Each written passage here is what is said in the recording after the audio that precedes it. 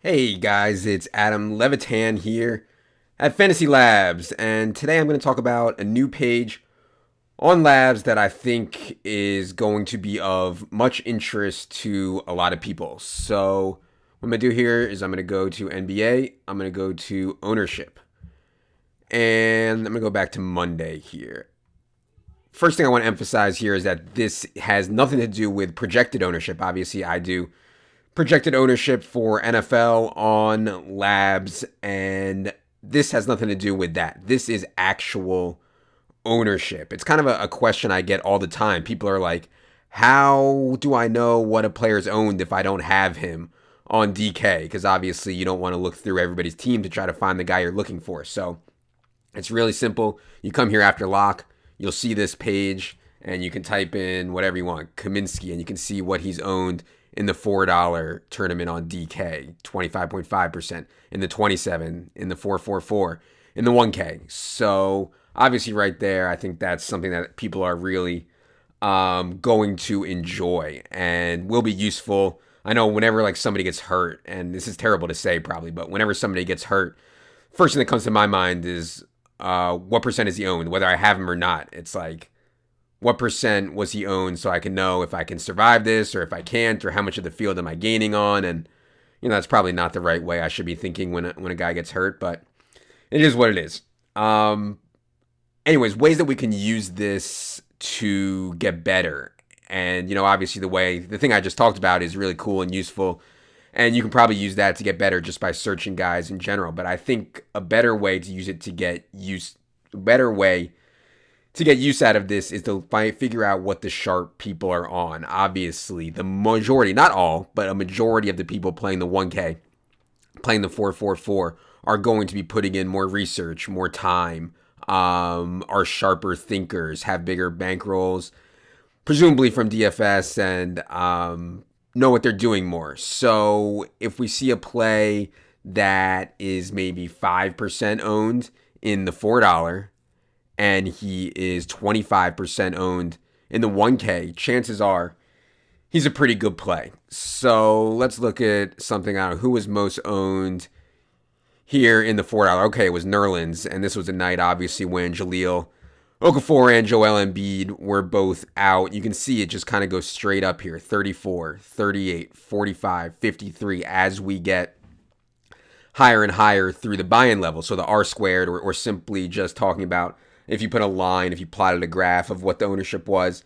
and you put a line through there, it would be pretty much straight. It would go straight up. And I think that right there lets you know that Nerlens was a really solid play, independent of the results. Even if Nerlens bombed, I think if you see this kind of result here, if you see him 53% in the 1K, 34% in the $4, and a line going straight up here across, I think you can have a pretty good feeling that he was a good play that night, independent of results. And then after the game, you can come back and check the results and see actual points here, decide for yourself if he really was a good play.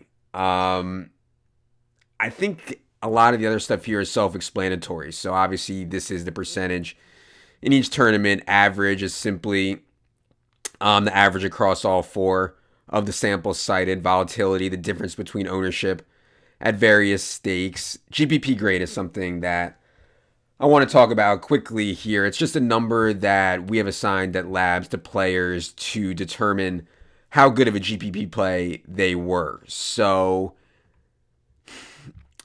basically, if you read this here, it says numerical grade showing the quality of a tournament play based on ownership levels across stakes. A higher number representing greater ownership at higher buy-in levels is best. So simply what I was talking about before, if a guy is much higher owned at a high buy-in versus a low buy-in, he's going to end up with a really good GPP grade.